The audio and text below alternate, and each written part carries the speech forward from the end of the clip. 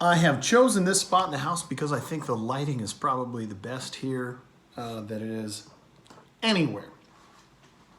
That being said, I had a conversation today with a friend of mine who asked me, he said, I watch a lot of your videos. And you talk about a lot of different things. You include lawns, track and field training, anatomy and physiology, gardens, philosophy, those kind of questions.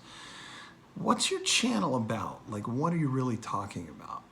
And I was just having a conversation with my wife, and I've come to the realization that the number one thing that I want to talk about is my philosophy when it comes to being successful in life.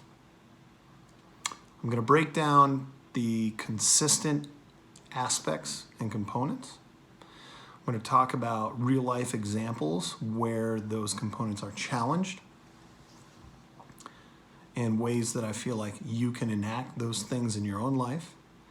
And I think generally I'm going to work forward. And this will metamorphosize, it will change. Certainly, I read a book on marriage. It's called The Meaning of Marriage. I should put a link in the description down below. It's probably the best book on marriage, whether or not you are a Christian or you adhere to any of that stuff. If you're getting married, you should read this book. And why? It's more so because it gives really practical examples of ways that you can ensure that your relationship will be successful. There are some biblical principles in there, but that's not the bedrock. Those weren't the things that were earth-shattering for me. It was more so the way that society over-sexualizes relationships so that we think that our relationships should look something like 50 Shades of Grey. That's not real life. That's fake news. 50 Shades of Grey is, I would even argue, every movie, every sexual interaction in a movie is, I don't recognize. It's not real life, okay? It's hypersexualized. Advertising is hypersexualized, all of it. That being said, it's a great book on marriage. It's called The Meaning of Marriage. I loaned it to a friend of mine, which I haven't gotten back yet. It's written by a pastor in New York City, and he gives really, really, really very blatantly practical advice on having a successful relationship. And I think, so if we're talking about the philosophy of life, I think having successful relationships is part of that. So I would recommend that.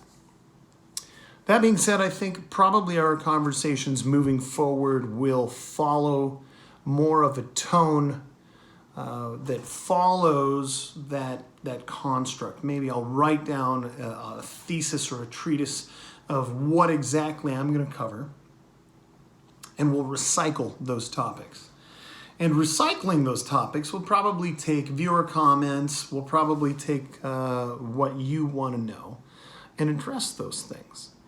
But I think suffice to say, the number one thing is the lens of your experience determines your interaction with the world that you live in. If you live in a world where you have been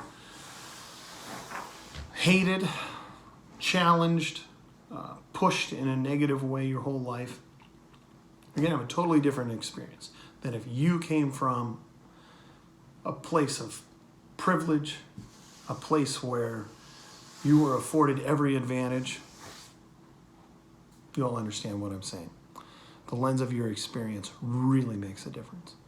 I've got my friend Jovan Miller, who was either one of one or one of two African Americans that were on a national championship team for Syracuse in lacrosse. He's an activist. He played lacrosse professionally for several years, lived with me, shared a house, a home for several years. We have a great rapport. He's going to be next up for our 30-minute segment, which won't be nearly enough. And then we're going to try to recycle some of those. And I think we're going to get Mike Vahrenkamp on here to share some stories about growing up in southeastern Wyoming. So I'm looking forward to all those things, but just wanted to speak to some of the concerns and let you guys know that I've got an idea of where we're going. Looking forward to having you guys on for the ride. Have a great night.